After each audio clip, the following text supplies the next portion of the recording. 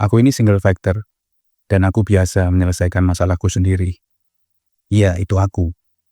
Dari hal kecil sampai hal besar, emang rasanya kayak nggak ada aja yang bisa dimintain tolong. Buat sebagian anak fatherless, rasa mandiri itu bukan pilihan, tapi keharusan. Selamat datang di Fatherless Indonesia. Di sini kita nggak sendiri. Kita sama-sama belajar memahami diri, bukan buat menyalahkan, tapi buat jadi lebih baik. Zaman sekolah dulu, di sekolahmu pernah nggak ada sesi kegiatan bawa orang tua? Entah kayak jelasin pekerjaan atau kayak ada event keluarga di sekolah gitu. Tiap mau ada kegiatan itu, kamu kerasa panik nggak? Tiba-tiba cuman kata-kata aduh yang keluar rasanya. Banyak yang nggak bisa dijelasin di dalam hati. Pura-pura biasa aja, padahal hatinya berkecamuk. Dari situ aku mulai sadar, kalau aku nggak bisa ngandelin orang lain untuk selalu ada. Harus kuat sendiri, harus bisa mandiri. Lama-kelamaan aku jadi bingung sendiri. Apa ini tandanya aku harus jadi lebih kuat? Atau aku cuma lagi ngelindungin diri sendiri dari rasa sakit? Kita mungkin nggak punya ayah yang ngajarin dan kasih tahu banyak hal. Tapi justru dari situ, kita jadi punya kemampuan buat belajar sendiri. Mulai dari ngerjain tugas sekolah tanpa bantuan, sampai nahan diri buat nggak asal terbawa perasaan waktu ada masalah. Memang, kemandirian itu kayak pisau bermata dua.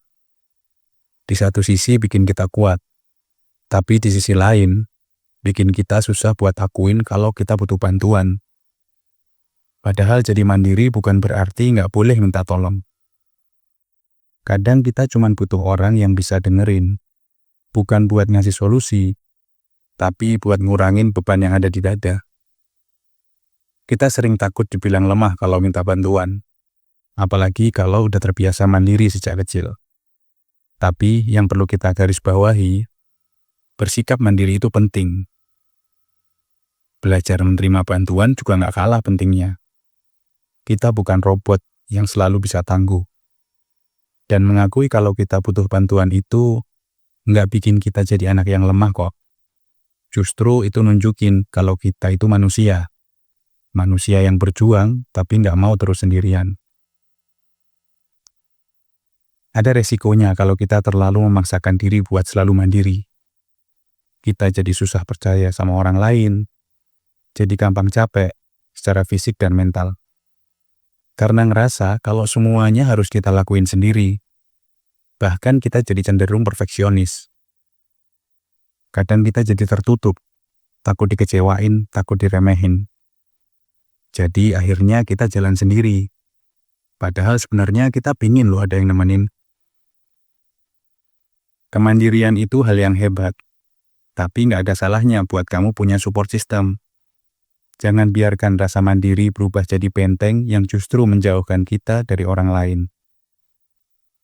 Kalau kamu ngerasa udah terlalu mandiri, sampai lupa caranya minta tolong, coba deh buat mulai hal ini. Sadari kalau hal itu juga ada resikonya. Akui kalau kadang kita memang butuh orang lain. Latih diri kamu untuk percaya sama orang lain. Sampaikan tentang kondisimu. Terus latih diri juga buat nerima bantuan. Kalau ada yang nawarin bantuan kecil, terima aja. Biarin diri kita merasa dihargai dan didukung. Ingat, jadi mandiri itu baik. Tapi hidup akan lebih baik lagi kalau ada yang bisa diajak buat ngurangin beban kamu. Begitupun juga sebaliknya.